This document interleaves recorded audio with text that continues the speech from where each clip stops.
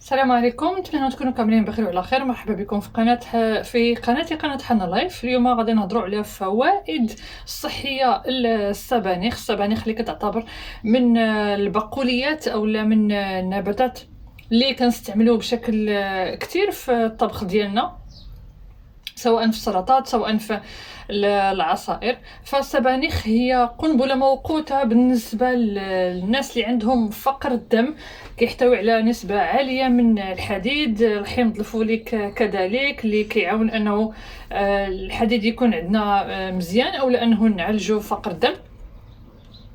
الفيتامين سي كذلك اللي هو اصلا كيكون ضروري الامتصاص ديال الحديد. ما غاديش ننساو الفوائد الصحيه ديالو، لا بالنسبه للشعر لا بالنسبه للبشره، لانه فيه مجموعه من الفيتامينات، التخفيف من الوزن، تعديل مستوى السكر، والحمايه ديال العين.